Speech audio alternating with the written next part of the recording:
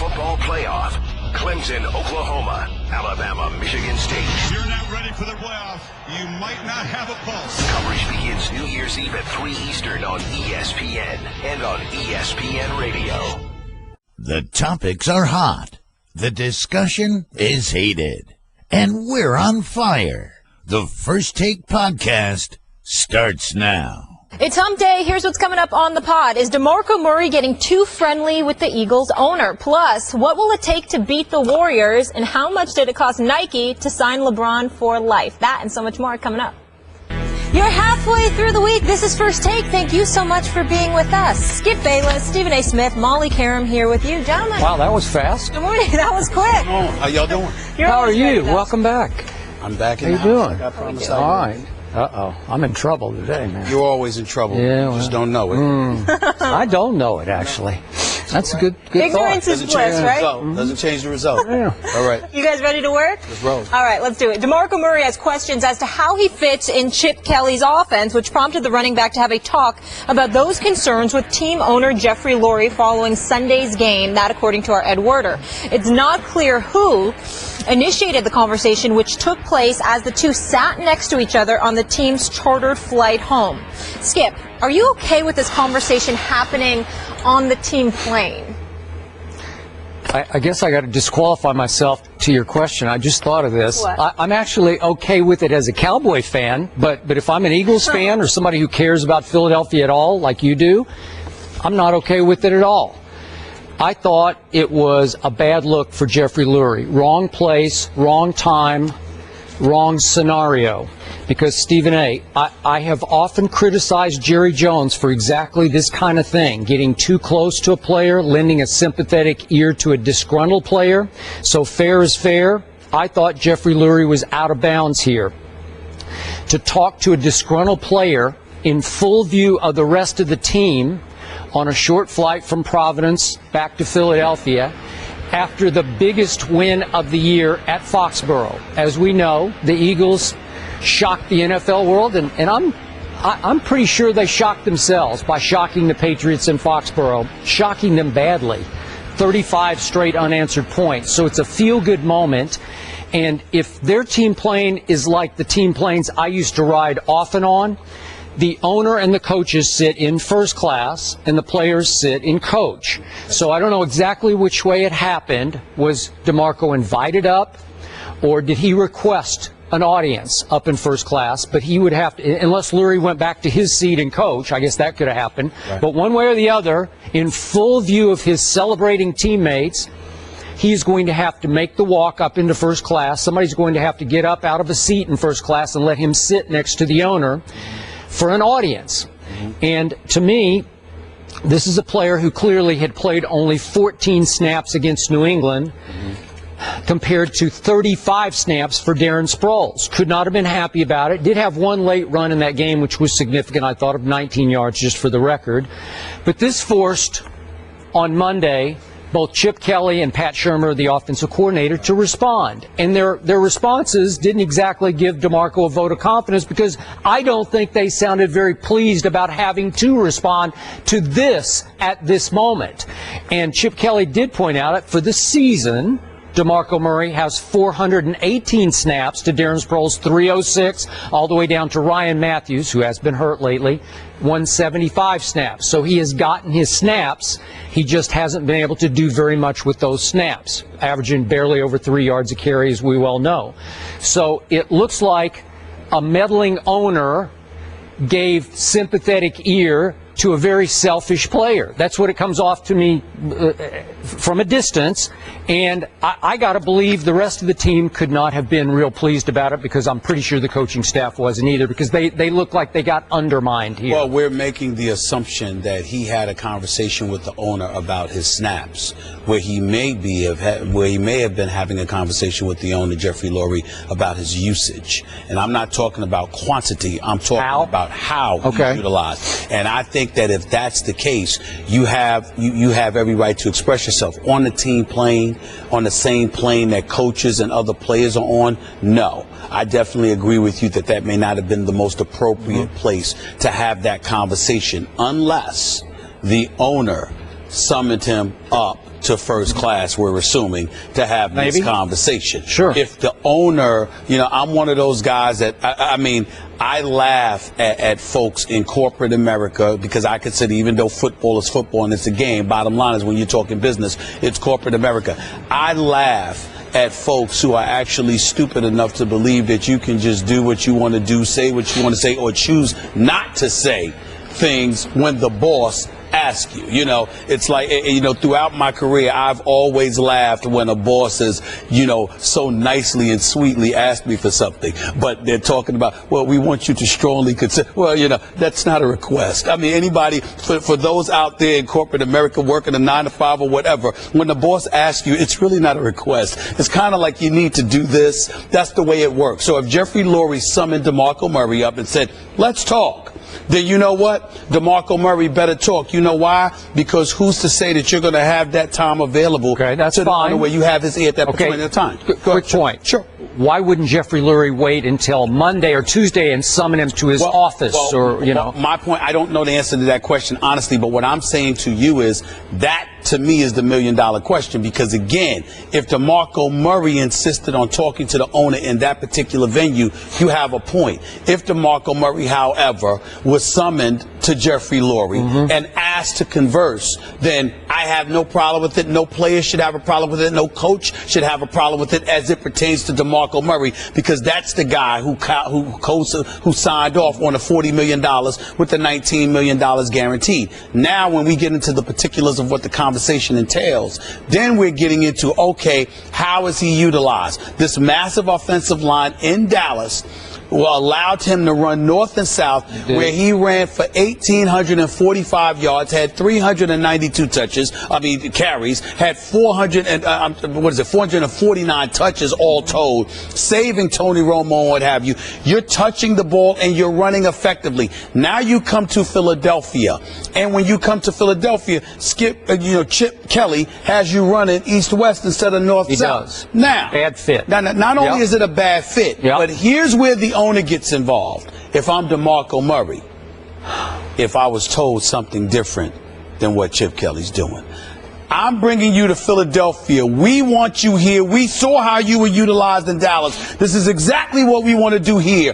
And then he changes course and deceives DeMarco Murray. Because if he's done that, it changes everything. Okay, that's fine. Right. But probably, depending on where this conversation took place, if it's in first class, sitting just across the aisle would be one Chip Kelly.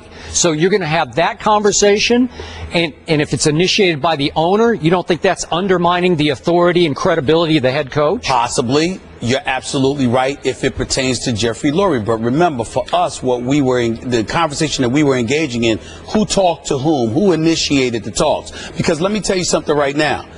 If you're DeMarco Murray and you believe that Chip Kelly has deceived you, I don't give a damn if he was a part of the conversation. I don't care if he was right next to you. The man lied to you.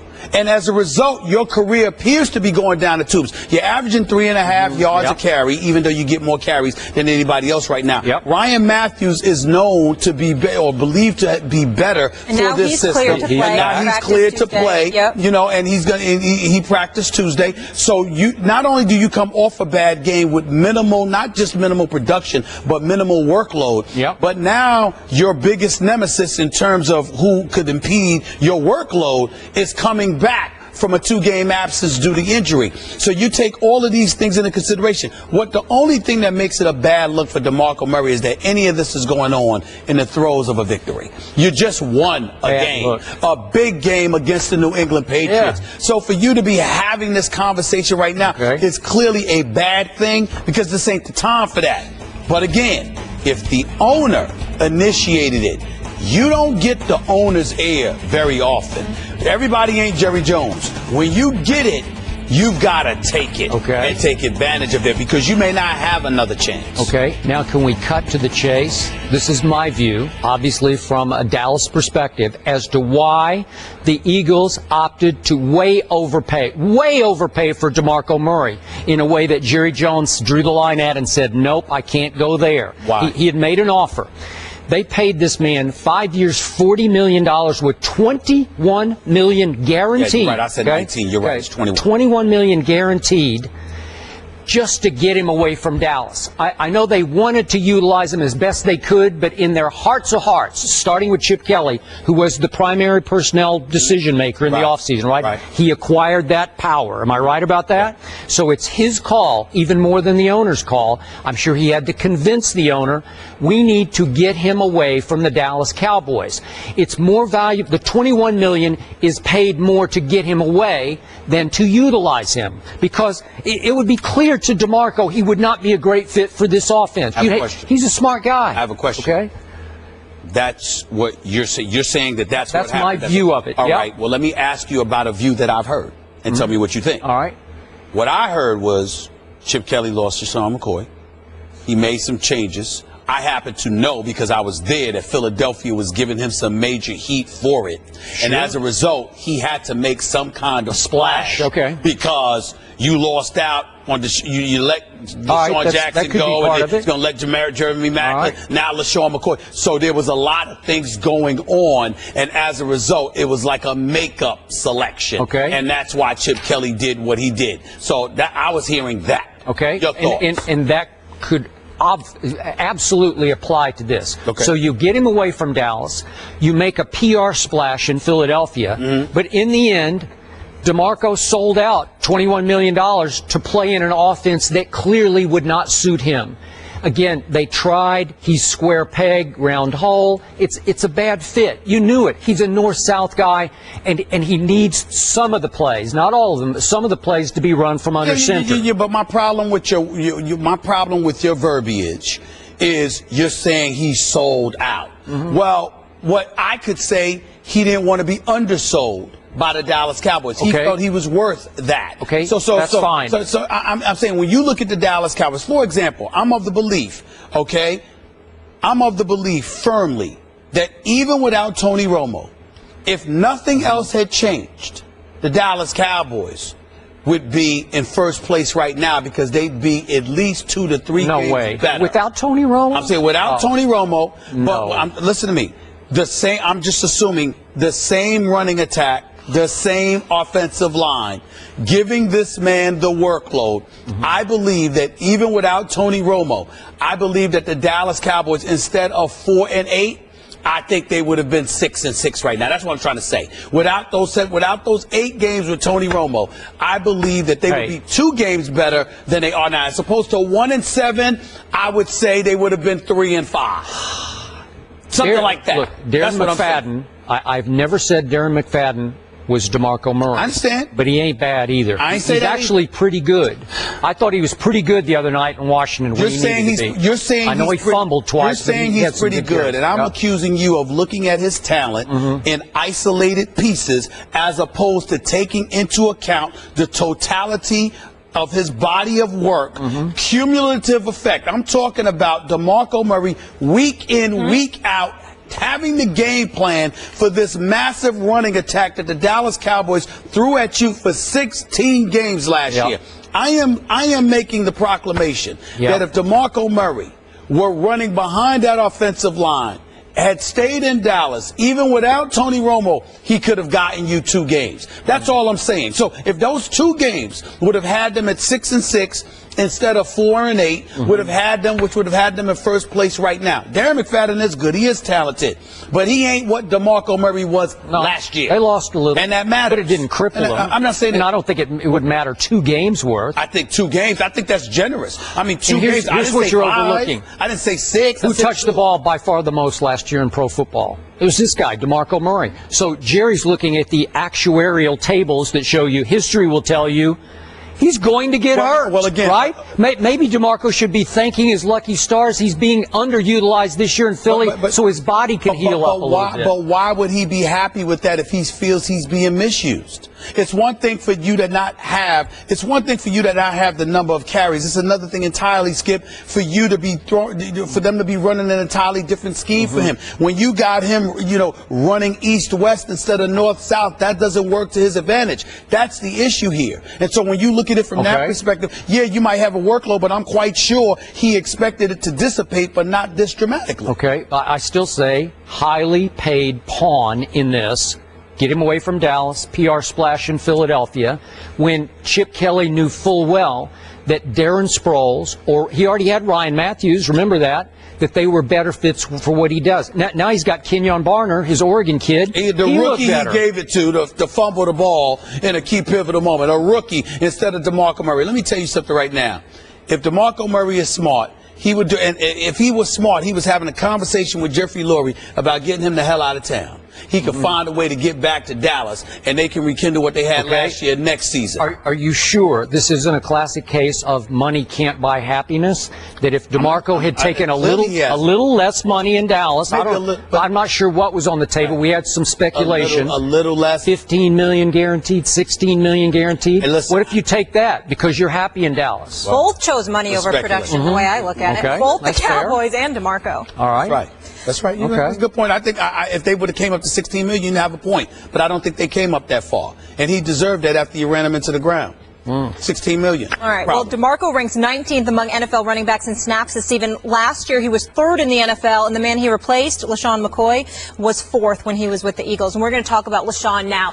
Obviously, former Eagle running back, current Bills running back, downplayed any friction with Chip Kelly in interviews with Philadelphia-based reporters prior to McCoy's return Sunday to Lincoln Financial. Quote, "I don't have no issue with him. There's no problem. I don't hate him. It's nothing like that. We ain't like best friends or that, but we're no enemies." McCoy stood by those comments in the May issue of ESPN, the magazine, saying that Kelly, quote, "got rid of all the black players on the Eagles." He reiterated that he never called Kelly a racist, but said this. "I'm not going to change, anything I said. I stand by everything I said before, and I have no problem with Chip, no hatred, nothing at all.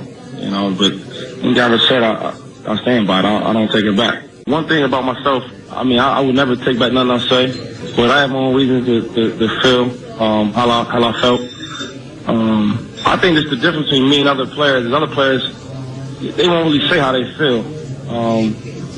I'm different. I speak how I feel, but I really don't want to relive that. I really don't want to go back to that. Stephen A., what's your reaction? My reaction? I'm proud of LeSean McCoy. I'm proud of him. He's absolutely right. He never said Chip Kelly was a racist. He never told me he was a racist. He never told anybody he's a racist. What he said was Chip Kelly seems to be getting rid of all the black players. Now, what I find almost comical, we live in a very, very PC world. And we understand that. We also understand that this show ain't too PC. So, let me be very, very clear. Chip Kelly don't make me comfortable. But because in the aftermath of all of this stuff being broached, he came across as very aloof, very dismissive. And I'm going to remind folks about what's going on. LeSean McCoy, who's, by the way, is averaging nearly 5 yards a carry right now, 4.6 yards to be exact, almost 800 yards on the season, leading Buffalo Bills. They got the number 4 rushing attack in all of the NFL. LeSean McCoy can flat out ball. By the way, Skip, as we've watched the Eagles evolve this year and we've seen Chip Kelly's system, we see that LeSean McCoy was clearly a better option than Ryan Matthews and DeMarco Murray. LeSean McCoy is looking at this, knows this, and I need to leave. You're going to trade me for Kiko Alonso, who hasn't panned out yet. Okay? You're going to get rid of Jeremy Maclin. The year before that, you're going to get rid of Deshaun Jackson. But you kept Riley Cooper. Now, I understand the $22 million guarantee. The $22 million, $8 million guarantee, the $4 million. I get all of that about Riley Cooper. But what people forget is that when it went down, Chip Kelly had virtually nothing to say. The players were left holding the bag having something to say. And then Chip Kelly basically sent Riley Cooper away, talked about sensitivity training and all of this other stuff. The brother was gone on a Friday and back on a Tuesday. He had a long weekend. And by the way, who stood up on this show and said he has to be gone? Skip Bayless stood up. I was the one that sat up there and said he apologized. Let's move forward. Skip was like, no, he got to go. Skip was like, he got to go. All right. What Skip was pointing to was right.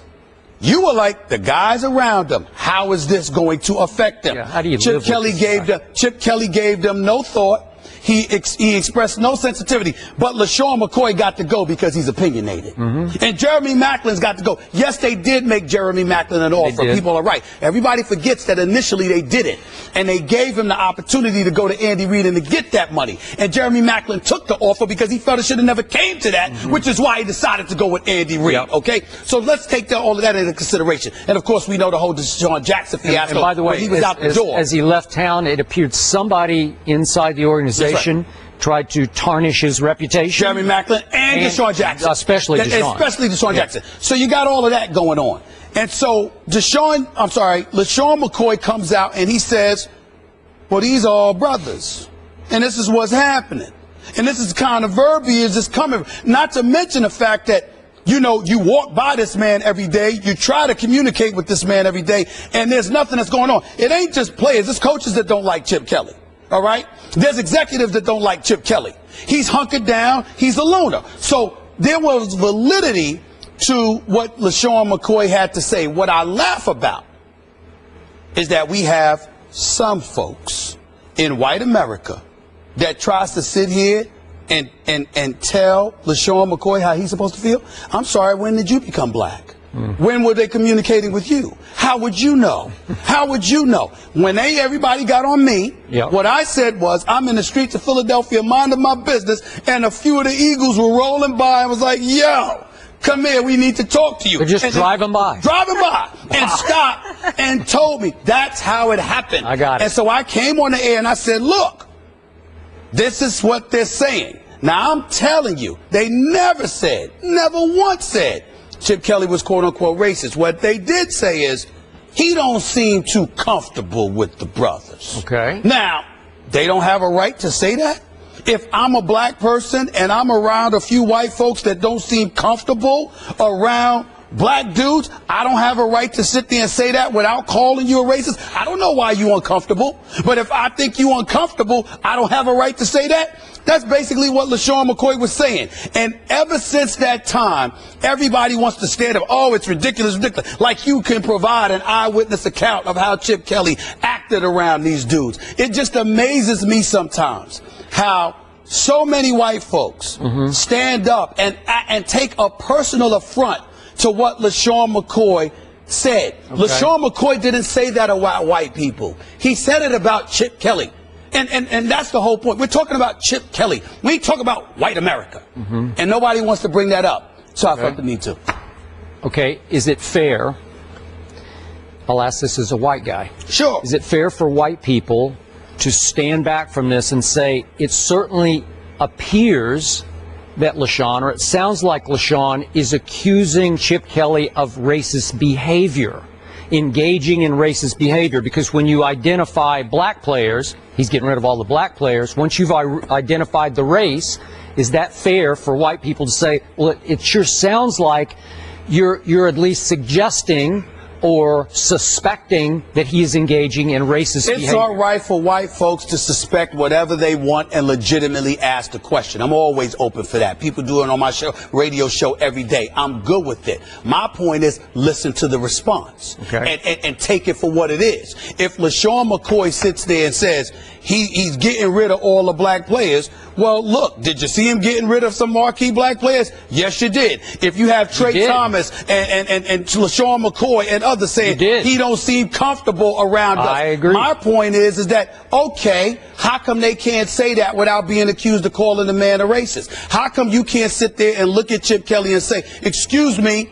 why are they uncomfortable with you? How is it that LeSean McCoy ended up being demonized for what he experienced as opposed to I'm not demonized. I like it. I know I appreciate it. I'm talking about in America. How is it that LeSean McCoy brings up a point and he's demonized as opposed to Chip Kelly having to answer the question? Chip Kelly went asked for weeks upon weeks at a time. It literally got to a point where the Philadelphia media literally locked in on him and said, damn, could you at least answer the question? Act like you got some level of sensitivity towards people who are different culturally, ethnically, or whatever than you are. I mean, because you come across as incredibly dismissive and aloof. How is it that LeSean McCoy is the one left to answer questions about his personal experience, but Chip Kelly gets to slide on through. That's fair. That's the point. Okay. That's the point. Okay. I got it. But to me, LeSean wouldn't be out of bounds if he said, and I'll just put words in his mouth, but if he said something like, it appears to be racist behavior. His moves appear to be racially motivated. No, because, here's the problem. And we don't say this enough in our society, so I'll say it. There's a difference between racism, bigotry, prejudices, or whatever. You might be prejudiced against an individual because you don't like something about that individual. Yep. You may be bigoted from the perspective that you just don't want this person to succeed for whatever reason.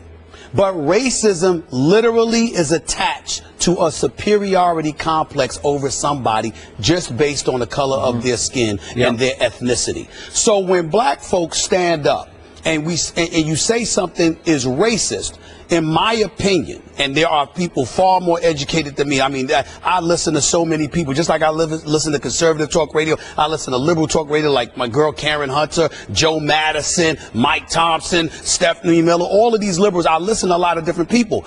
I'm simply saying that somebody else can try to define it for me if they want to, and I'm good with it. I'm open to it. But for me, I find it very difficult to look at somebody and use the word racism because I don't believe in most instances somebody thinks they're superior to me just because of the color of my skin. I do believe that there's an entitlement issue going on in different segments of our society, and that's a different subject for another day. But thinking you're better than me just because you're white and I'm black, I can't prove that.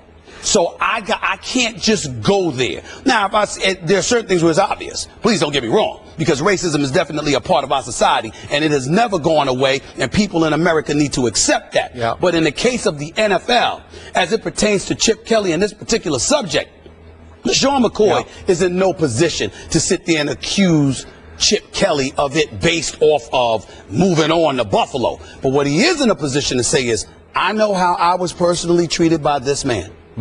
I know what I saw, and based on that, he seems to be getting rid of the black players, and he don't seem to be comfortable with the brothers. Now, to me, LeSean McCoy has every right to say that, and from that portion forward, we have a right to know, to hear an answer to that from Chip Kelly, which he has never really given us. Okay, all right. Now, back to Riley Cooper, back to my view of Riley Cooper.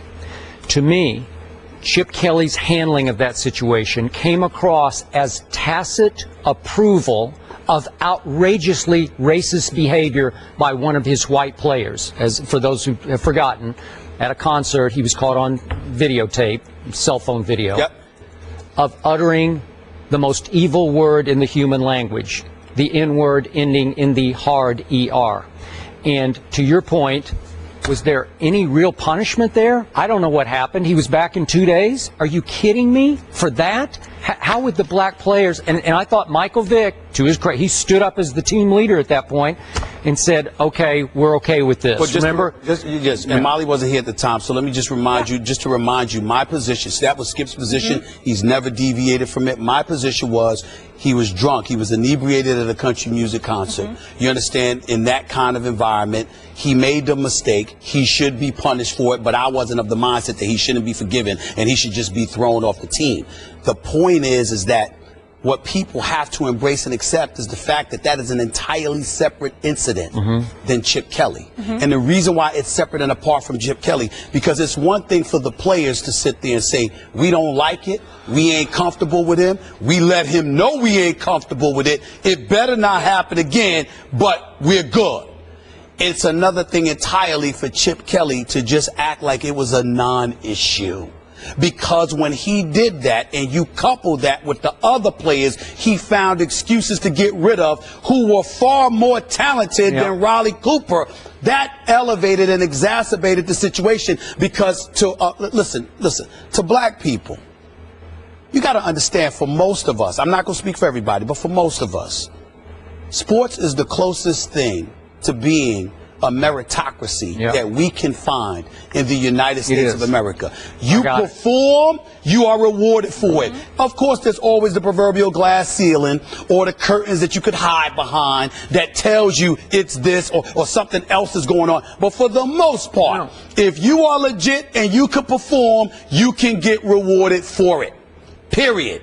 So when it's like that, but then you see Chip Kelly make all of these moves, getting rid of players who are better than Riley Cooper while keeping Riley Cooper, particularly after his transgression.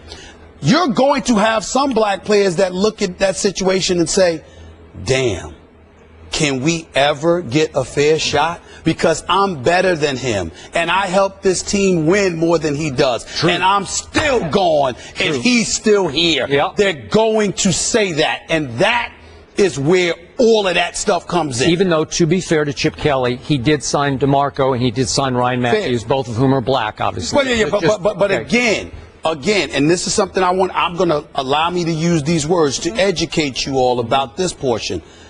It's not just about you getting somebody black.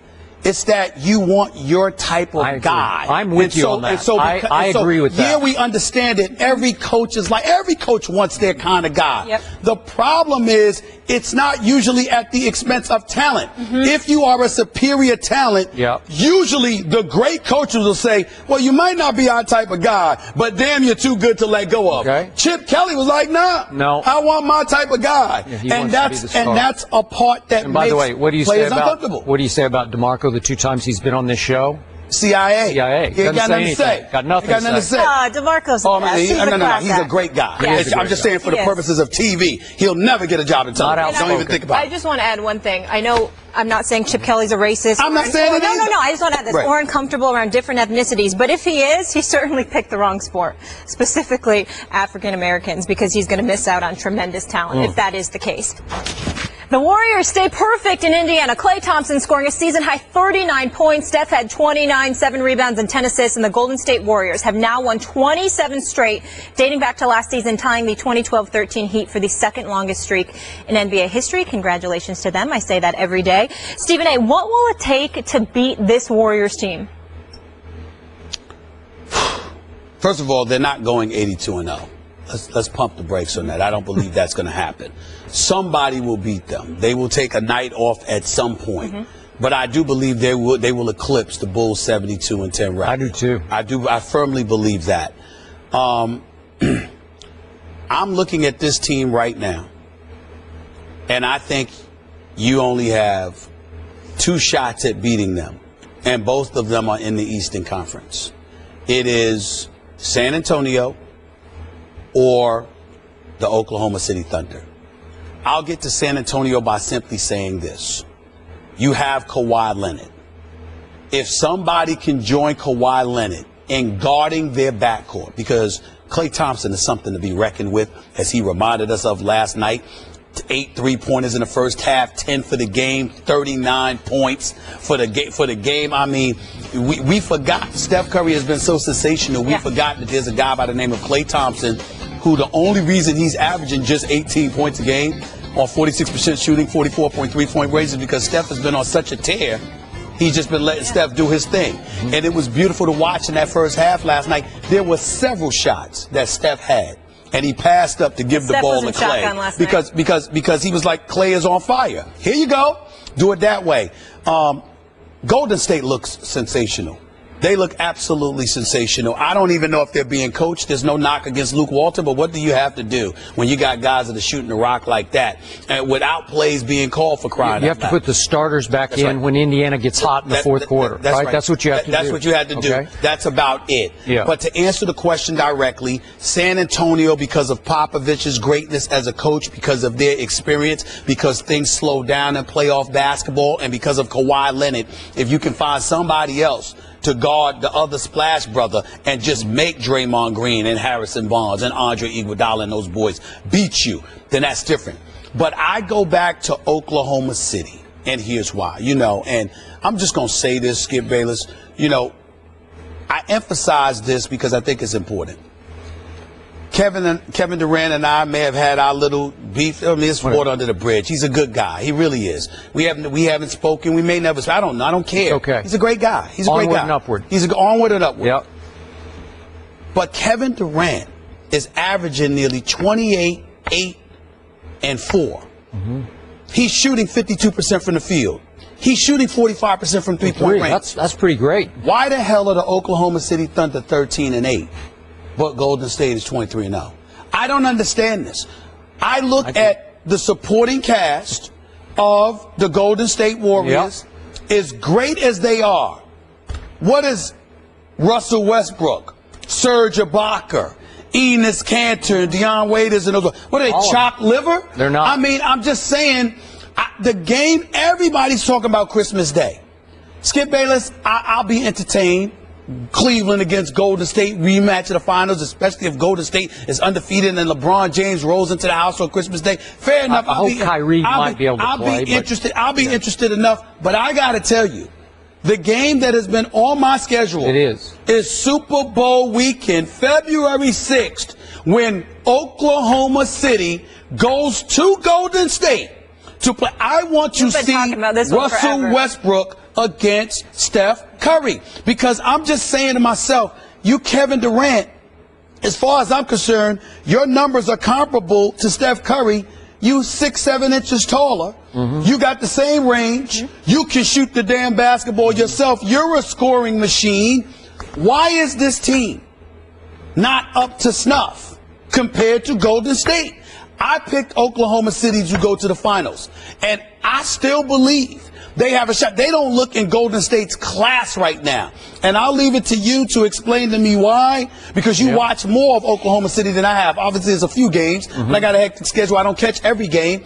But I know that Russell Westbrook, everybody going to sit there and say, basketball IQ, Steph and Klay and all of them is on a different level. Nah, that was before. Russell Westbrook is a superstar. He's a superstar in this game. I give you Kevin Durant is a superstar in this game. This is the game of basketball. Two superstars, and there's such a flagrant difference. I don't understand. Oklahoma City, to me, should be that team. They can go small. They can play up-tempo. They can score. They can defend. And, oh, by the way, no matter how great Golden State is, what you going to do defending Kevin Durant or Russell Westbrook if they on? In what world? Who's stopping Russell Westbrook? I'm with you. That's where I'm at. Okay, I got it. That's where I'm at. I got it. Quick point on Klay Thompson. Do you realize on any given night, such as last night, he can remind us that maybe he's the greatest shooter of all time. On those nights when he's like that, when you're making 8 out of 10 threes in the first half, I know, but he'll have a night where I'll sit back and say, the release is so quick and pure that it's right there with Steph. It justifies the splash, brother. It does. It justifies it. He carries his weight in the splash, okay? All right. Okay, now back to this. If we do vacuum, if we take Kevin Durant in a vacuum, you want to talk about the all-time freak, man? I mean, he's got it. I mean that in a very positive way. I mean, he's 6. They say 6'9". He looks 6'10" to me. 6'10", and he's longer. 6 wingspan. 7'6". He is longer than a Bristol Winter, right? It's just like seriously. It's just pull up from 30 and he can shoot from 30. Okay, so in a vacuum, you say, God, that guy's he should be the best player in pro basketball. Then in a vacuum, I've never seen anything like Russell Westbrook. He's a little taller than Steph, stronger than Steph. I think he's a little quicker a little more explosively quick, and obviously he is a much superior leaper to Steph Curry, right? So all those skills come into play, but when we get down to basketball team, Golden State is more the true team to me than Oklahoma City, because in the end, I'm going to say it again, in Oklahoma City you have two superstars, underscore the word superstars, still trying to figure out how to mesh their superstar talents together when it really matters. When the game's on the line, is it your turn or is it my turn? These other guys in Golden State don't care. They have it down to a science, a pecking order of, if you have the hot hand, I'm going to give it to you. If you have the hot hand, I'm going to give it to you. And by the way, Steph Curry made 2 late hoops last night that were big in holding off Indy's charge, because Indy got hot. I thought it was going to be a game down to the wire. Okay, now, what is the shot that has revolutionized pro basketball? The 3-point shot. Am I right? Golden State San Antonio started it, but now Golden State's taking it to a whole nother level because they're shooting shots 5, 6, 7 feet beyond the three-point arc. So if I just look at the pure numbers, Steph has the best three-point shooting percentage in basketball at 46.3. Okay, who's is that? Oh, no, it's not Kevin Durant. No, it's not. Okay, all right, good. All right. We can continue. Okay. I'm sorry. I thought it was on silent. So Steph's 46.3. Klay's at 44.2. That ranks number 5 in basketball. Russell Westbrook is barely shooting 30% from 3, and he's taken a bunch of threes.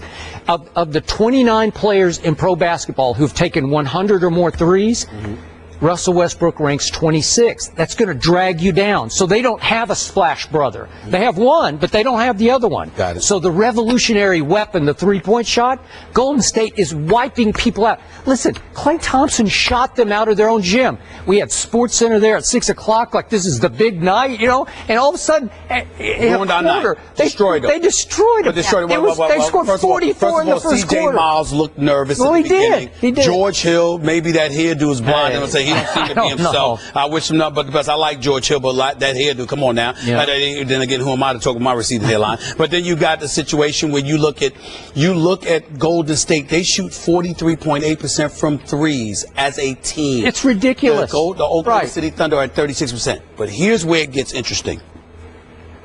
All right, you got Steph Curry. They got Kevin Durant. If you man up against the Splash Brothers, you make Draymond Green, who's playing sensational, with Iguodala, with Harrison Barnes, with the Andrew Bogut, you sit up there and you say, every man for yourself. Now, if they're going to pick and screen, you go small where you're capable of guarding off those screens and picks. You can do that. I'm just saying to you, I'm not saying that Golden State shouldn't win.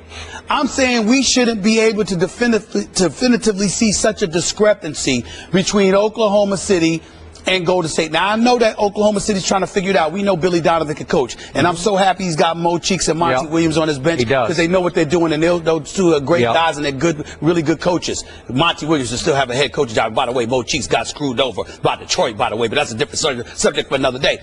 I'm just simply pointing out they have the personnel. I don't understand how you're 13-8 when Golden State is 23. There is so much of a discrepancy. They got to get it together because this is it for Oklahoma City. If you don't win this year, I don't know if they ever will. Well, together. Because they're not going to, somebody might not be there. Might relocate. I'm just saying. You said it. I'm just saying. In the win, Klay Thompson joined J.R. Smith and Steph as the only players in history with multiple career games of at least 10 three-pointers. The Warriors next play Friday night in Boston. And now, for Geico's edition of Stuff Found in Your Car, we go inside your side door pocket. Hello, yes, the crumpled receipt with gum in it. From your anniversary dinner, you sprang for expensive wine, your server was Beth.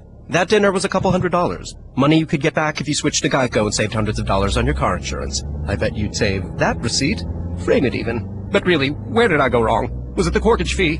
Geico. 15 minutes could save you 15% or more on car insurance. Visit geico.com today. I'm certainly not believing in the Dallas Cowboys. Luck finally came their way. You're one game out with a pathetic 4-8 record. Congratulations, Skip Bayless. You'll lose this Sunday to Green Bay, so all of this will be null and void. But I'm disgusted because I realize I have to listen to your mouth about the Cowboys through Friday. Welcome to my life. Stephen A. said that yesterday. The Cowboys play the Packers Sunday at 4:25 Eastern at Lambeau. Darren Woodson in the house. But we need to start with this man, Stephen A. Why do the Cowboys have no shot? Well, listen. Everybody has a shot on Sunday. Don't backtrack. Don't backtrack. Here we go. Yeah. Stop it. But let me say this. Any given Sunday. Here we go. Cliches. I ain't giving y'all no damn shot. I can't stand the Cowboys. You know, everybody knows it. And listen, I will say this to you. Gurley, unless Todd Gurley is on the Dallas Cowboys, I don't expect anything from your running game, okay? He rushed for 159 yards against the Packers, but the flip side to it is that, you know what did Adrian Peterson do? The best in the game, 45 yards. You know, what did Jonathan Stewart do when they played Carolina? What was it, 66 yards? I'm just looking at the Dallas Cowboys, who don't have Tony Romo, who, as far as I'm concerned, don't have a quarterback, and you got a Darren McFadden who's no DeMarco Murray, okay? And I'm just of the mindset that with the urgency of the moment, the way the Green Bay Packers have showed in spurts, not consistently, but in spurts that they can defend, I don't think the offense is going to do much. Now defensively, I'm impressed with what I've seen from Dallas. I must admit. Got the best defense in the division, which ain't saying much, by the way. Right. No, they do have the best defense in the division. They're 5th in yards allowed in the entire league. Okay. Sean Lee played like a beast the other night. He was absolutely sensational. If you got him shadowing Aaron Rodgers, making sure he ain't scrambling out of the pocket, that could be a problem. I understand Greg Hardy and those boys are coming. I get it. But this is the bad man we're talking about. And I believe even when his receivers can't get open for the most part, the fact that Richard Rodgers, we found a tight end, at least sporadically. We found it. I'm talking about Aaron Rodgers. I'm talking about Aaron Rodgers. You and Aaron. I'm talking about Aaron Rodgers. I'm not a Green Bay Packers fan. I'm an Aaron Rodgers fan. I know. I got it. So my point to you is, if Richard Rodgers can duplicate his performance, which is plausible, okay, and Eddie Lacy could give you something, which is possible. Aaron Rodgers being back there, being Aaron Rodgers, I'm of the mindset that, why should they lose this game? Why the hell should I pick the Cowboys? I'm not picking the Cowboys. I think the Cowboys defense will try to hold down the fort. They'll make it interesting. But Aaron Rodgers and the Packers will probably pull away because that's what the Cowboys are prone to do when they're not going up against a young, inexperienced, sporadically inept Washington Redskins squad. And that's what I see happening here. The Green Bay Packers will win Sunday's game, and once and for all, Skip, I'm usually the one betting, putting myself on the line. Yeah.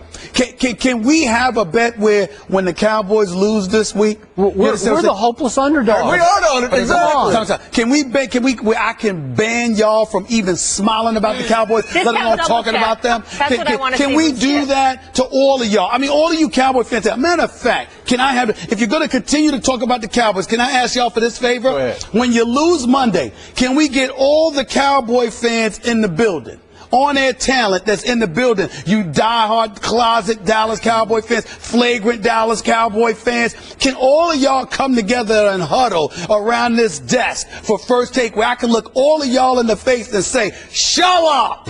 The Dallas Cowboys stink. They're going home. They're no longer relevant. Now get the hell off of campus. Can I do that Monday? Oh, go ahead. That's Can fine. I do that Monday? Because that's fine. You're not going to be here. No, I want it when you're here. I want it when you're here. I want when you're here. He doesn't need to be here. I can handle it. I want all you Cowboys fans, all of y'all together, because y'all are sickening. Okay. And you will lose this Sunday. You will lose, and it's over.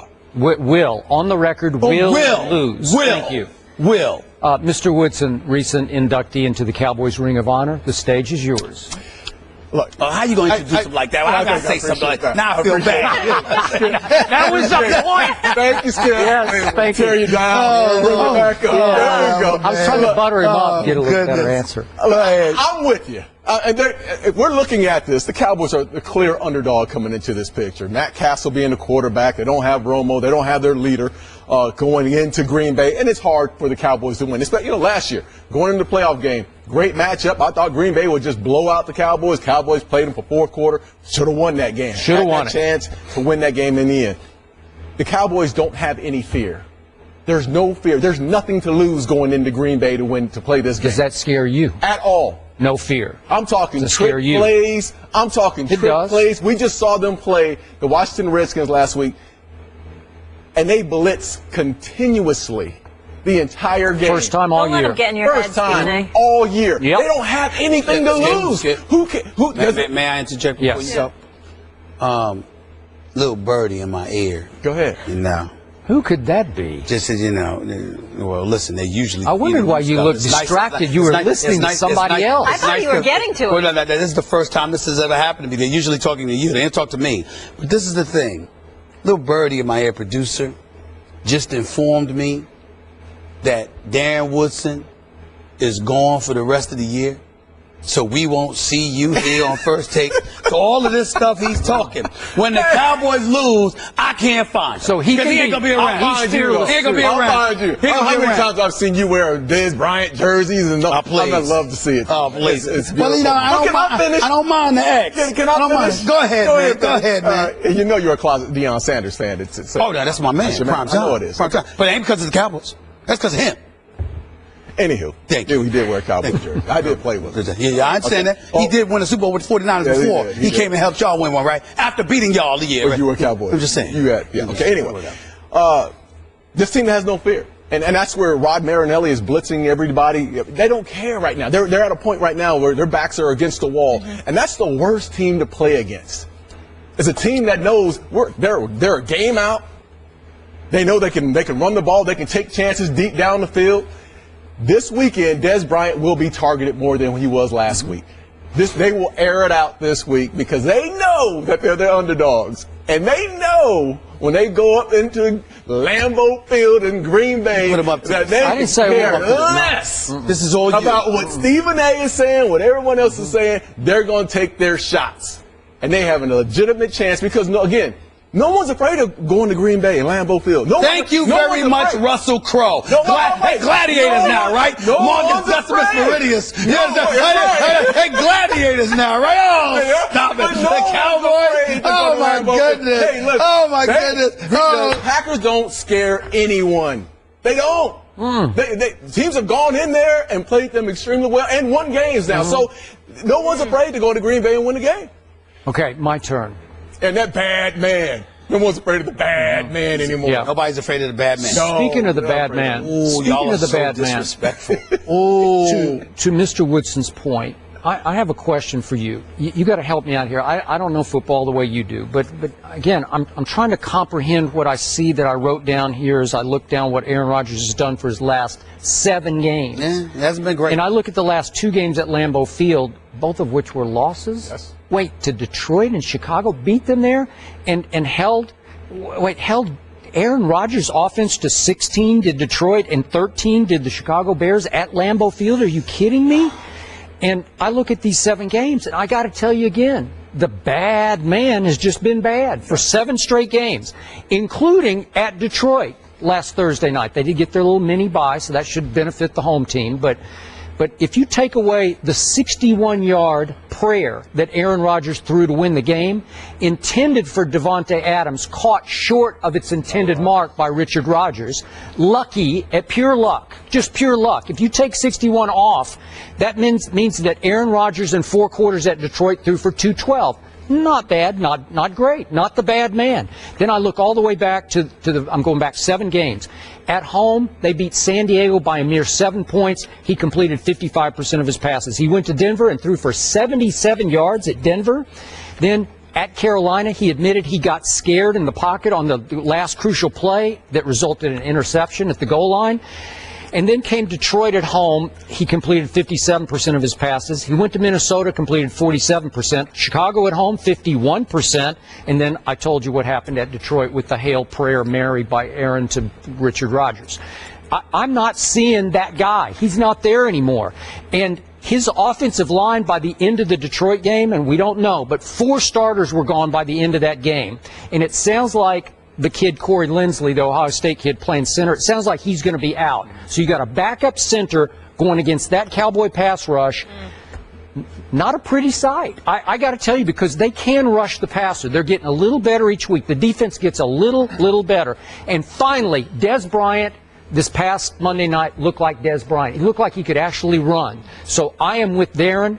Nothing to lose. Take your shots. I don't see how you can say that's a done deal. Well, you wouldn't, Mr. Cowboy, and I respect that. I disagree with you. I will say this to you, too. Getting back to your numbers on Aaron Rodgers, Darren Woodson, Mr. Ring of Honor, Super Bowl champion, football aficionado that you are. Do you know of any quarterback in NFL history that has been exceptional when receivers can't get open or can't catch? I just say, do you know of any? I'm just saying. Yeah, I know one, Tom Brady. No. They get open. Stop that. They get open. They do get open for Tom Brady. Yes, they do. He drops passes. He gets open, but he drops passes. These guys were not getting open. Jones, Randall, Cobb, Vontae Adams, Richard Rodgers was a no-show at the tight end spot for most of the season. I wanted to allow me to point something out. I mean, it's just me, because we are talking about Skip Bayless here, and he does bring up Aaron Rodgers in such a disrespectful fashion, because how dare me sit there and say talent-wise Aaron Rodgers is better than Tom Brady, at least at times. But over the last 4 games, Tom Brady has completed 61, 51, 54, and 51% of his passes. I didn't hear Skip bringing that up. That's not the point. We're talking about it's a very good Dallas' chance of Lambeau. That's not apply. It's a very good point. You should have brought up Matt Castle's numbers. That's what you should. That's what you needed, not Brady's. Excuse me. I'm trying to help you out. I don't need help, Miss Connecticut. I appreciate it, but I don't need it. Here's why I don't need it. Matt Castle doesn't belong in the same conversation as Aaron Rodgers or Tom Brady. You're bringing up Aaron Rodgers in such a disrespectful tone. I'm simply saying Tom Brady has had injuries. Tom Brady has had dudes dropping passes, but Skip just glosses over that. But when it happens to Aaron Rodgers, oh, look at his numbers. So all I'm trying to say gave you 7 games. All I'm trying to say, and I gave you 4. That ain't bad. All I'm trying to say to you is this. When you look at the situation for what it is, this is Aaron Rodgers. You know this. He's dancing in the pocket. He's holding on to the ball a little bit longer. No. Hold on, wait a minute. When you say too long, what I'm saying to you is he'd rather get sacked, try to run, or throw the ball away rather than throw an interception, because guys can't get open and they can't gain any kind of separation. Now, you know that's true. Now, he may not admit it, but I'm going to put Mr. Ring of Honor and Super Bowl champion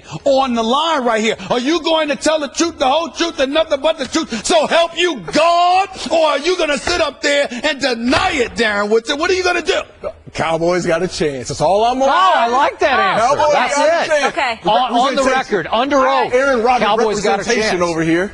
All right, so the Packers have beaten the Cowboys. Skip has got y'all like this. 4 I really straight can't. times. It's unbelievable. Real quick, Skip, you love this statistic. Matt Castle's QBR 47, and we have a tweet I want to share with you really quick. 47 win. For the season. Oh, for the 47, season. Yeah. That's pretty good for Matt Castle. Yeah, that's good. This tweet from Shaq here. Stephen A. Smith, I like that suit. Your new name is Downtown Stevie Brown. I think he's saying you're smooth. And Skip Bayless, you always dress immaculate. He said that? Yeah, Shaq said that? You know what? You know what? You got to go to break. You can't comment. I'll get Shaq in a second. 2 days after Adrian Peterson said the Minnesota Vikings were outcoached in so many ways and outplayed too in a 38-7 loss to the Seahawks, AP stood by those comments while reminding reporters he also said he could have done more to change the outcome of the game. You want to be able to, when your number is called, to be able to make plays, So, of course, I would be frustrated when you think about, 8 carries, We're focusing now on, on Arizona, and trying to get this thing back on the right track. I kind of addressed how I felt about the situation. I would rather people point that out than things about carries, because those are opportunities that could have changed the game as well. But I guess that wouldn't cause that much of a ruffle. It just gives people something to talk about. Darren, how do you feel about players saying they were out-coached publicly? Listen, in his defense, the camera's in his face right after the game, and he did list a lot of things. He even listed his faults going into that, and then he said, and we got out-coached in the end. Listen, I think the one thing you have to do as a player is after a game, you always talk about yourself, your own performance. You never blast anyone else. I don't care if it's the cornerback, the quarterback, left tackle, whoever it is. You take onus on and blame on yourself, first of all, period. To go into the coaching, this is not the first time I've heard this. I mean, this is happening more often than you think. When players are going at their coaches or putting the onus on the coaches after losses. The last thing you want to hear, especially from your leader, which is Adrian Peterson, is a shot at the coach. Because not only is it Adrian Peterson that's able to say this, now it's that third running back who's not getting in, or has a bad game, who's going to put the onus on the coach afterwards. I know Mike Zimmer. Mike Zimmer coached me with the Dallas Cowboys for 10 years. You can't tell me that Mike Zimmer and Adrian Peterson haven't had this conversation about this. No way, because Mike Zimmer is a guy who's in your face. He's going to make sure that we're okay, or we're on a level ground, but you can't say these certain things. They've had that conversation because I know Mike Zimmer. Adrian Peterson is absolutely wrong in this situation. Absolutely wrong. And any player, I don't care if it's Peterson or any player throughout the NFL, after a game, the last thing you can say, the last thing you should ever say is to blame a coach. Did anybody ever blame Jimmy Johnson in your locker room? Absolutely not once. Yeah, I was there. All those. You'd be gone, Yes. gone. Did anybody, even as bad as it got under Coach Switzer that first year, did anybody ever publicly criticize? I don't remember it. Okay, I am so with you on this. It's never a good idea, especially if you're taking a selfish shot at the coach. You didn't use me correctly. I deserve more than 8 carries, even though Adrian then went more expansive yesterday and said, I should have cut this run back, I should have taken that run outside, and maybe I would have broken both of them. So he did take some. He was self-critical also. But the only time I've ever seen this work is when a good team has gone completely south and the leader of the team, with full support of everybody in the locker room, steps up and criticizes a coach or tries to get the coach fired. I'll go all the way back to Magic Johnson and Paul Westhead. This is way, way back when Magic just said he's not the right fit for our team, and our team is so much better than we're playing right now. The great Magic Johnson basically said, we need a new leader, and they got a new leader. Okay, that worked for me. That wasn't a selfish act, that was a team act. That's just me. I'm going as broad as I can get, but with Ezekiel Elliott the other day, that was just selfish, and I was surprised that Urban Meyer let him get away with that, because he shouldn't have, but he didn't really, I don't guess he punished him at all. And Ezekiel didn't punish him at all and came and rushed for over 200 yards. And he did. He had a big game week. at Michigan. He did. Okay, so I guess it worked out for them, but I thought that undermined a little bit of Urban Meyer's authority in the locker room. I would think some players would say, man, you let Zeke get away with that? Because it was a blast, man. Okay, your thoughts? I have several emotions on this. Number one, I completely agree with you that it was inappropriate for Adrian Peterson to do what he did. There's no doubt about that. And with the job that Zimmer has done in Minnesota, he didn't deserve that. Right. He didn't deserve that, because there are weeks, were you blaming Zimmer when you rushed for 45 yards? Right. A few weeks ago when Green Bay held you to 45 yards? So he was wrong to do that. No question about it. The other thing that I say about Adrian Peterson, and remember, I think that his transgression was an isolated incident, albeit extreme, the whole child abuse scandal and whatever. The fact of the matter is, unless you can show me a pattern of behavior, right, he made an egregious mistake with his child, and that's all that it should be. But what Adrian Peterson has to accept is that when he comes out and calls out his coach, there are going to be others, not me, not you, not you, not you, but there are going to be others that say this guy got a lot of nerves. Right. Not only because of what you put the organization through, but because of when you were whining about wanting to be gone because you couldn't get your money. There was one person who stood up for you publicly and was like, you ain't going nowhere, because we want you, we need you, and by the way, please give him his money. And that would be that same guy, Coach Zimmer. That's true. All right? That's number two. So there's a little bit of, a lack of gratitude there. So that makes Adrian Peterson look bad. But the one thing that I will say, pointing the finger at all of us, as it pertains to guys calling out their coach, no, we don't advocate you doing that. Yes, you need to respect authority. People who are in decision-making positions are never going to be flawless, but they have the responsibility and the pressure to make a decision, and sometimes they're going to get it wrong. And that should be okay with you, because you're not perfect either, and you should get over that.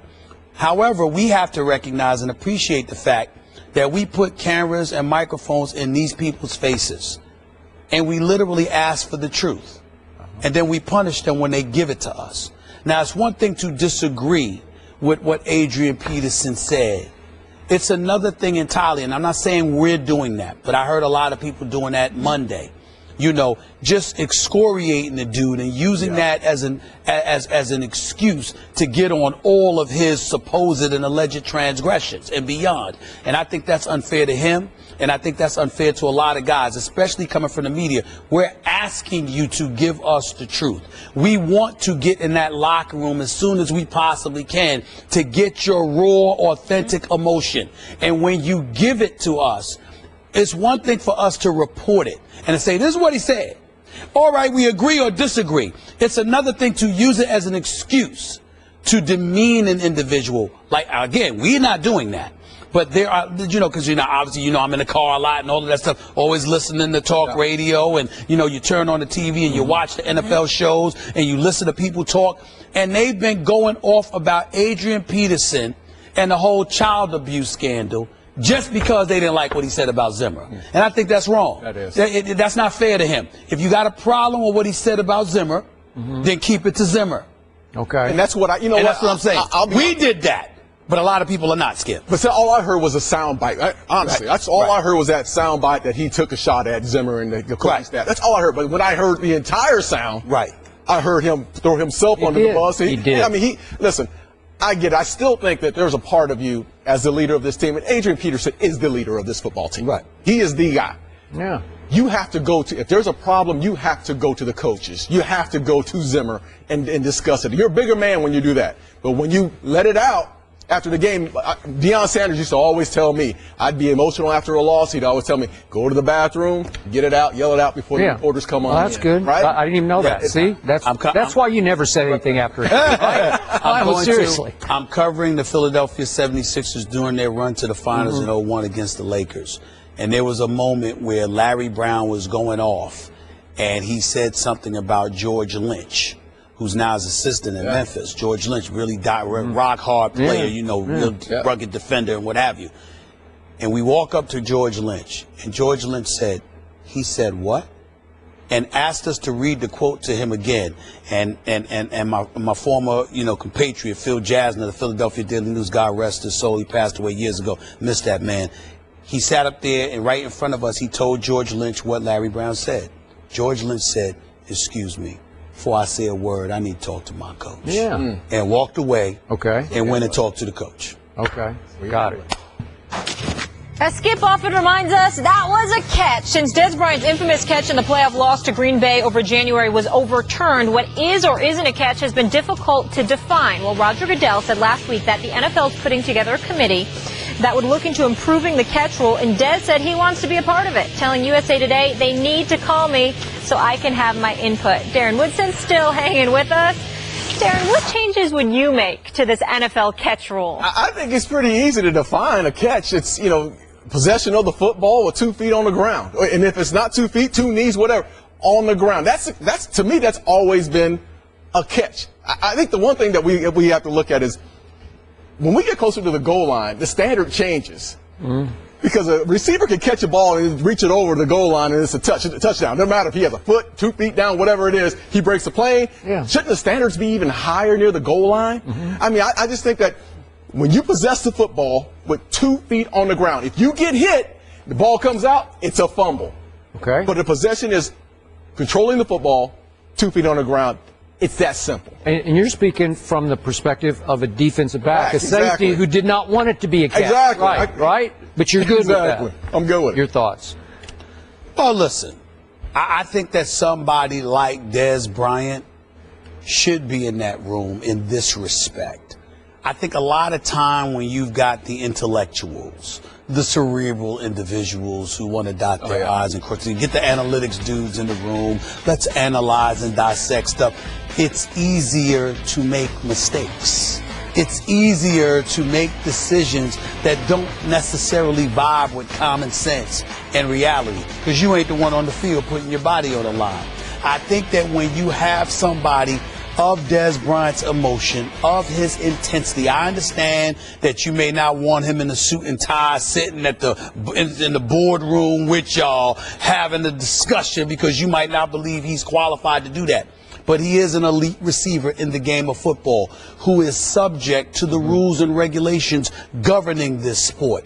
He's also capable of articulating his position as to why certain rules don't appear to make sense. And as a result, I think that it's very, very important. The rules that the NFL have incorporated, there are so many that are vastly different from the way the game was once played.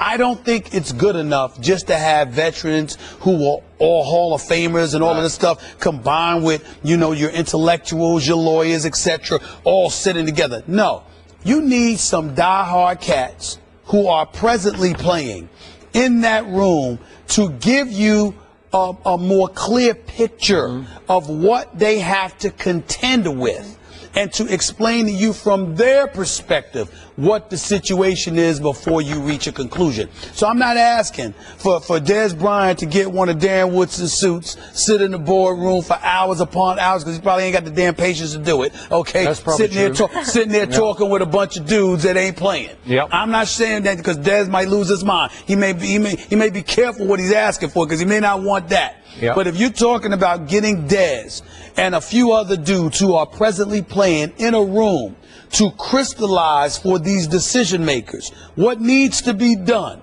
so we can address these and keep the mistakes at a minimum, I see absolutely nothing wrong with that whatsoever. Okay, that's fair.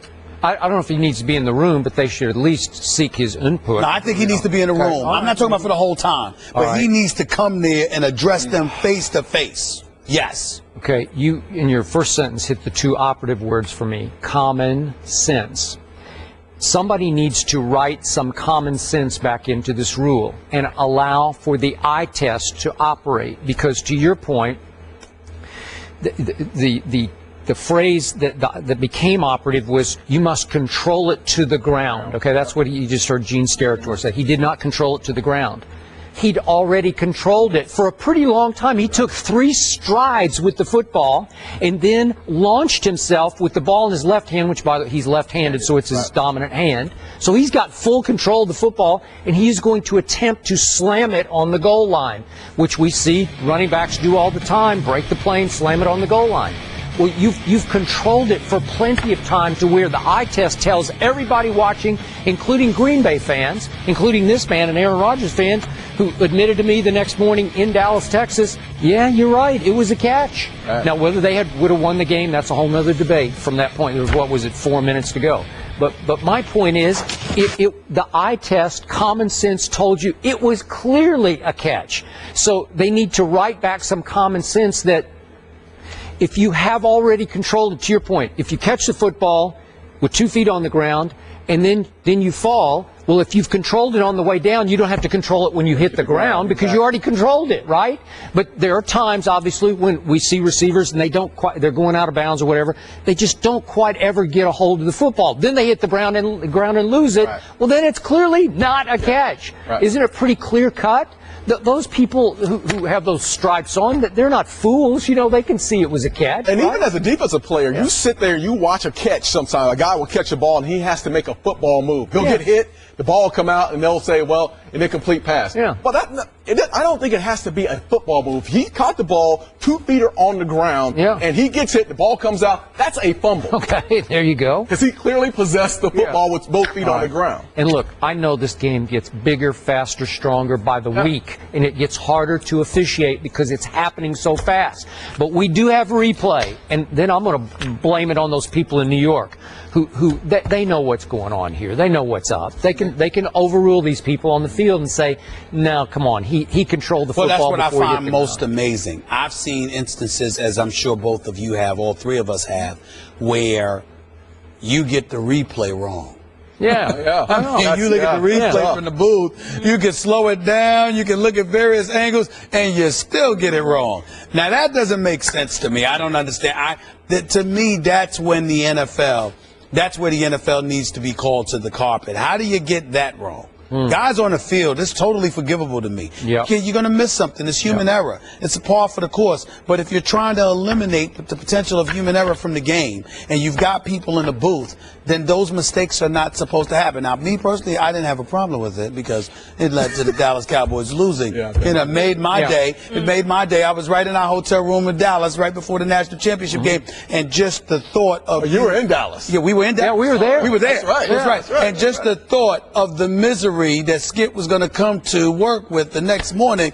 I mean, I went out and bought some popcorn. And the only time I usually do that is for the movies. But that particular day, I bought some popcorn because it was just beautiful. You walked the street in Dallas? Absolutely. I walked the street. I went out and got with fake nose and sunglasses on. Tell me when you're coming back. You did. I'm just saying, you put your fake nose on and sunglasses to walk the field. Yes, you did. Oh, not at all. First of all, I don't know if I can hide this nose. But the point is that it's just a beautiful, beautiful thing. Y'all don't understand how beautiful it is. Last quick point. Misery. You realize Dez now owes Green Bay at Green Bay. Sure. So there we go. It's on. He's got an opportunity this weekend. Matt Castle's throwing just him up there. Just knowing you're miserable is good enough for me. Appreciate you being with us. Fun, as always. The biggest New Year's Eve party of all time. And you're invited. The Orange Bowl, Clemson, Oklahoma. At the 5, touchdown, Alabama. The Cotton Bowl, Alabama, Michigan State. The College Football Playoff. Coverage begins New Year's Eve at 3 Eastern on ESPN and on ESPN Radio.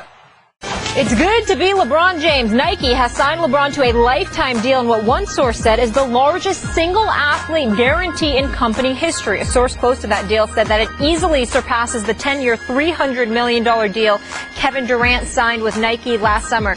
It is believed to be the first time a lifetime deal has been done in Nike's 44-year history. Stephen A., what's your reaction to a lifetime deal for LeBron with Nike? I believe LeBron James deserves it. I'm happy that he got it because I think that when Nike makes that kind of investment in LeBron James, it's not just because of the player he is, it's because of the person he is. Nobody's flawless.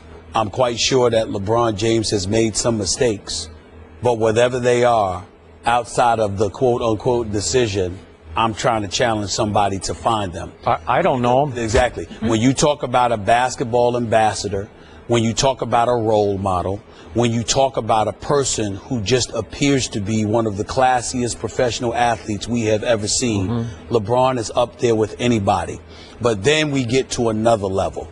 I love Damian Lillard's game. He got a $100 million deal, from Adidas, I believe, if I remember correctly, 8-year deal. Oklahoma City's Kevin Durant signed a 10-year, $300 million deal with Nike 4 months ago. How about James Harden? 13-year, $200 million deal. No disrespect to any of those brothers. They all can play. They're all big time. But not one of them have won an NBA championship. Not one of them. You're getting that kind of money. Why can't LeBron get what he's getting? He's a 4-time league MVP. He's a 2-time champion. He's been to 5 consecutive NBA finals. He's been to 7 in his career. When you look at what he's done, 6, when you look at what he has done, and then you look at his philanthropy, the charitable donations, what he does for the city of Akron, what he has done to the economy for, Northeast Ohio alone, and you look at his commitment towards uplifting so many young minds who are out there starving, looking for a role model, not just to look up to, but for somebody who cares enough about them to take care of them and to facilitate their success, giving scholarships, all of these different things. LeBron James is nothing short of phenomenal in that regard, along with his team, Rich Paul, Maverick Carter, Randy, all of them, So I look at it from the perspective that he deserves this. He shouldn't have sat out the Miami game the other night, damn it. I meant that. But look, that's a small complaint compared to the bevy of things this guy does, not just as a basketball player, but as a human being. I'm happy for him. I'm proud of him. And I wish him nothing but the best. He deserves this.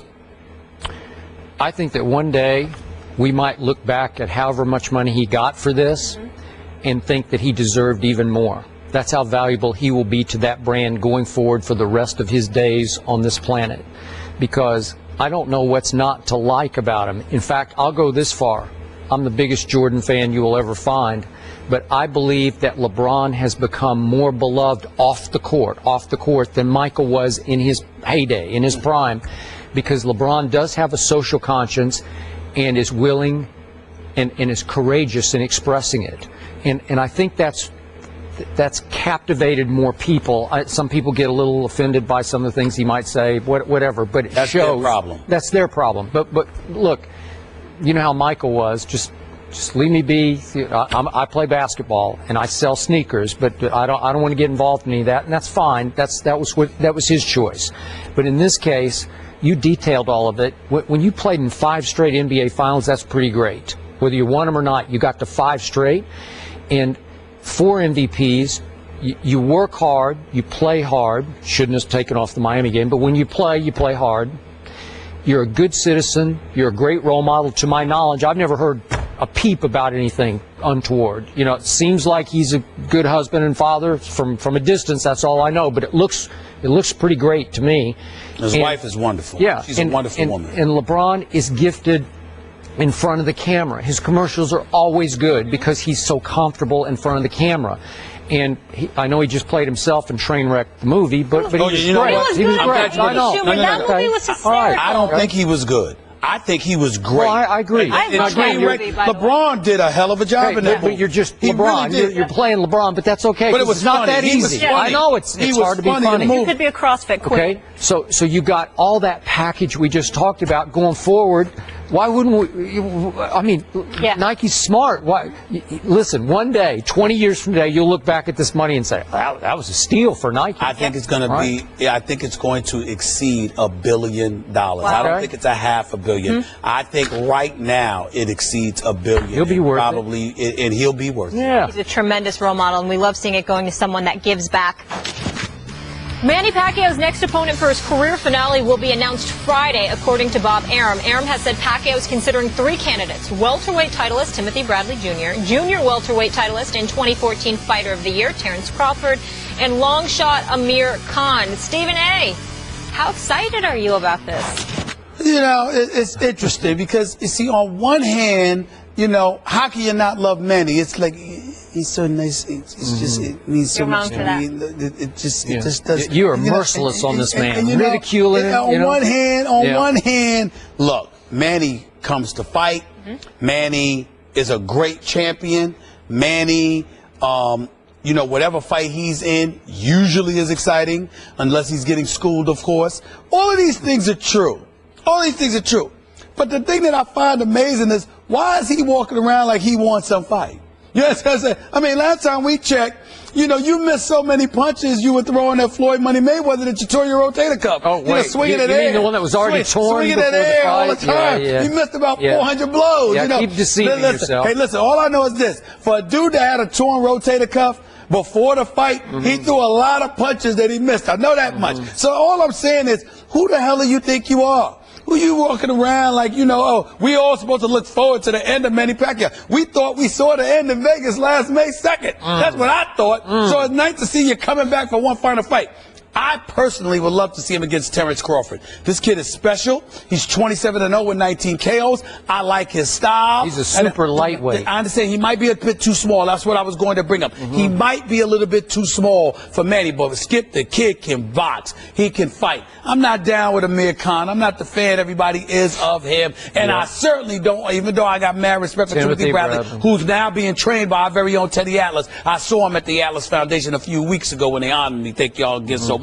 I got to tell you that I was there. Timothy Bradley, I don't want to see another fight with him and Pacquiao. Manny beat him twice. I thought so too. I don't want to see that fight. So the only fight that they mentioned of that, I would prefer Terrence Crawford, but I'd like to see Pacquiao against somebody else. You know? Yeah, I know somebody else. I got one for you. Yeah. This guy named Floyd Money Mayweather Jr., who would not have the guts to risk his legacy against a healthy Manny Pacquiao. A healthy Manny Pacquiao. Floyd is chilling. Why waste his time? Yeah, he's chilling because he's running and he's hiding. What? Chilling, he showed running, up May 2nd. hiding.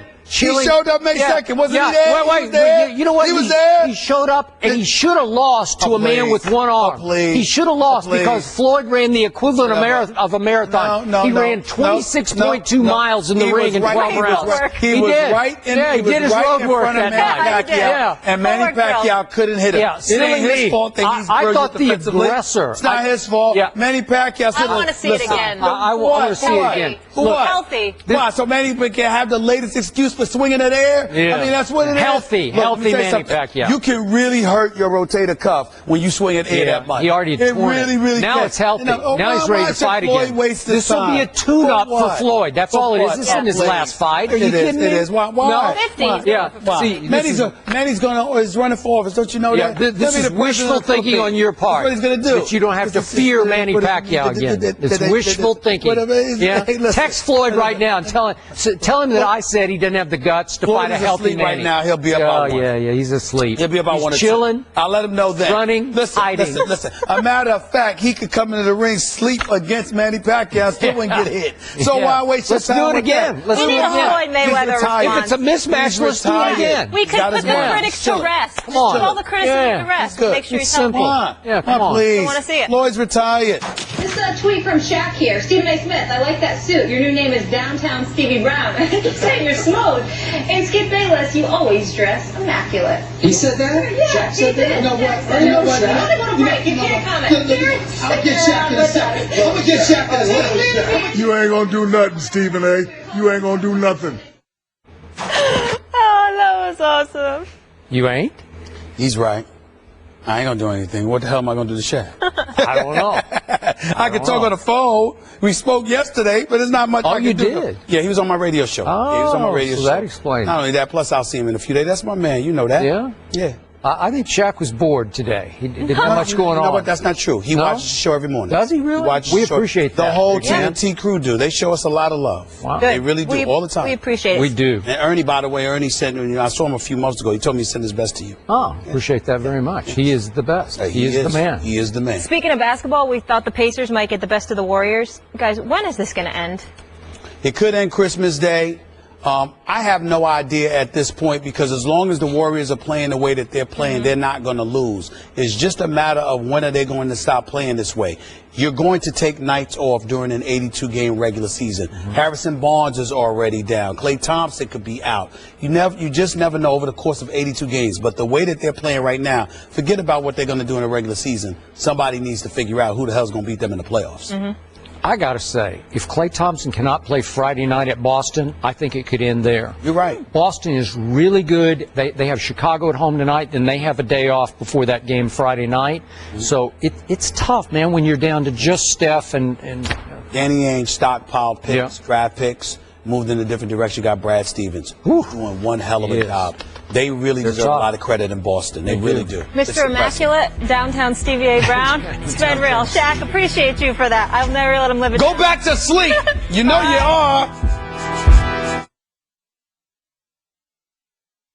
Appreciate you listening to the podcast. Catch First Take weekdays at 10 a.m. Eastern in the Rear at 1 p.m. Eastern on ESPN2.